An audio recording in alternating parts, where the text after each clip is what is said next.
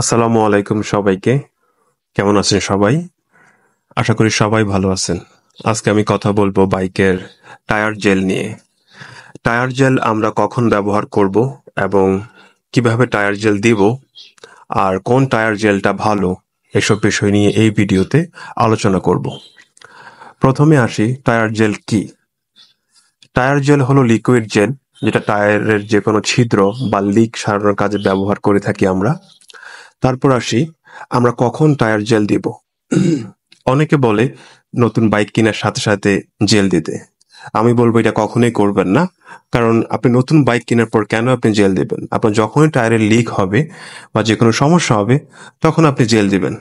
আরেকটা কথা মনে রাখবেন, টায়ারে জেল দিলে টায়ারের আয়ু কমে যায় কিন্তু। বাজারে অনেক ধরনের জেল পাওয়া যায়। আমি আমার বাইকে বিভিন্ন ধরনের জেল ইউজ করছি। আমি এই জেলটা সবচাইতে ভালো ফিডব্যাক পেয়েছি, মিশেল এই জেলটা। এই জেলের সাথে এক ধরনের প্লাস্টিকের গুঁড়ো দেওয়া হয়। তো যখন এই জেলটা দেওয়া হয় চাকার মধ্যে, তখন এই গুঁড়োগুলো যেখানে যেখানে ছিদ্র বা প্রবলেম আছে সেখানে চলে যায় এবং লিকটা সেরে যায়। এই জেলটা চাকা খুলে তারপর টায়ার ফাঁক করে দিতে হয়। আবার কিছু জেল আছে চাকা না খুলেই হাওয়া যেখান দিয়ে দেয় সেই নজেল দিয়ে দেওয়া যায়, বাট আমি এইগুলার ফিডব্যাক ভালো পাই। জেল দেওয়ার আগে আরেকটা জিনিস খেয়াল রাখবেন, প্যারেক বা আলপিন যেটাই ঢুকুক, যদি বড় হয় তাহলে আগে খুলবেন না।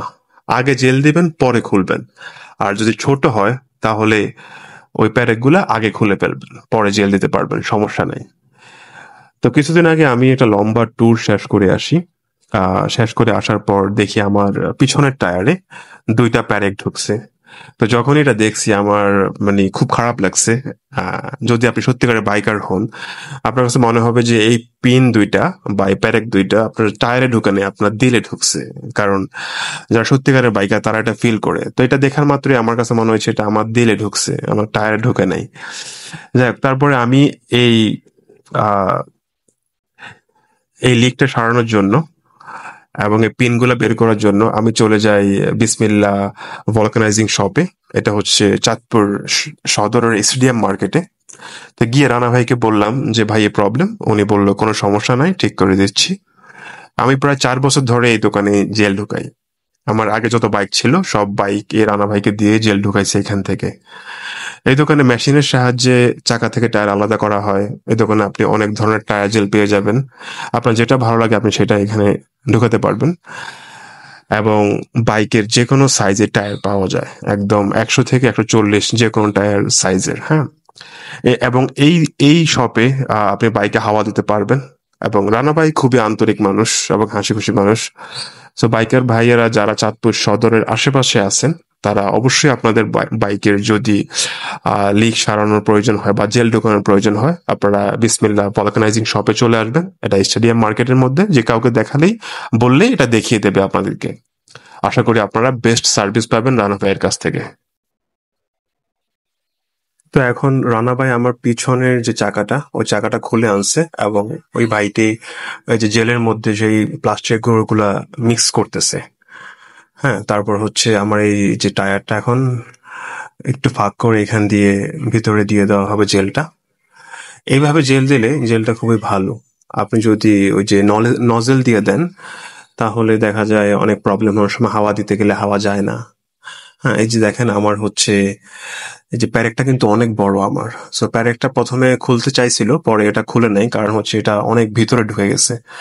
তো এই জন্য ওরা কি করছে, আগে প্রথমে জেলটা দিয়ে নিছে, জেলটা দিয়ে পরে প্যারেকটা খুলছে। প্যারেকটা খোলার পরে প্যারেকের জায়গাতে একটা রাবারের একটা পট্টি দিয়ে দিছে এখানে, কারণ আমার টায়ারটা অনেক বড় ছিদ্র হয়ে গেছিল এটা, যেটা জেল দিয়েও এটা ঠিক করা যাচ্ছিল না, জেলটা বের হয়ে যাচ্ছিল। এই যে এখানে জেলটা এদিক দিয়ে দিয়ে দেওয়া হয় প্লাস্টিকের গুঁড়ো সহ মিক্স করার পর। তো এইভাবে পরে আমার চাকাটি আমি লিকটা সারাতে সমর্থ হই এবং চাকাটি আমি লাগিয়ে ফেলি বাইকের মধ্যে। সো আপনারা যারা যারা বাইকের প্রবলেম ফেস করতেছেন, চাকা লিক হয়ে গেছে বা চাকার মধ্যে প্যারেক ঢুকছে, তারা এই শপে চলে আসবেন এবং রানা ভাই আন্তরিকতার সহিত আপনার এই লিকটি সারিয়ে দেবে এবং আপনার কাছ থেকে ন্যায্য দাম রাখবে। এখানে প্রত্যেকটা জিনিস অথেন্টিক, এখানে কোনো ডুপ্লিকেট জিনিস বিক্রি করা হয় না। তো আল্লাহ হাফেজ সবাইকে, ভালো থাকবেন সবাই।